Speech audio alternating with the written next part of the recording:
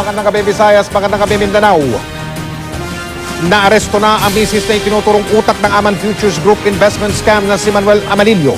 Sinasabing naging kakuntsaba sige ng Amalillo sa pagdispalko umano ng tinatayang 12 bilyong pisong halaga ng mga deposito mula sa may 15,000 mga namuhunan o mga investor. Hindi agad natunton ang suspect dahil bukod sa gumamit siya ng ibang pangalan, magparetoke raw ito ng mukha. Nakatutok si Micaela Papa.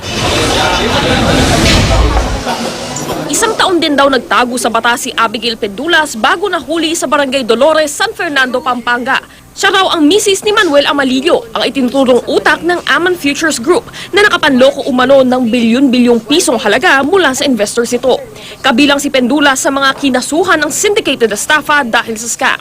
Nahirapan daw ang mga pulis na hulihin siya dahil bukod sa gumamit ng ibang pangalan ng babae habang nagtatago, hindi rin daw agad matukoy ang suspect dahil nagparetoke na raw siya ng muka.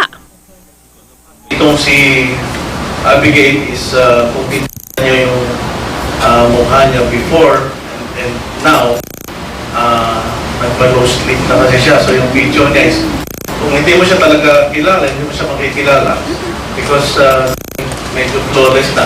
Ma'am, nagparitoke ba talaga kayo? Hindi naman sinagot ng suspect kung nagparetoke nga ba siya. Walang piyansang inirekomenda para sa kasong kinahaharap ni Pendulas. Nakadetine sa Malaysia si Amalillo matapos mahulihan ng peking pasaporte. Ipapadeport na sana siya sa Pilipinas pero pinigil dahil sa issue ng kanyang tunay na nasyonalidad. Tinatayang 15,000 katao, kabilang ang mga pulis, militar at iba pang opisyal ng gobyerno sa Mindanao ang naloko ng pyramiding scam na di umano'y inumpisahan ni na Amalillo na nakadispalko umano ng 12 bilyong piso sa mga biktima nito. Micaela Papa, nakatutok, 24 oras.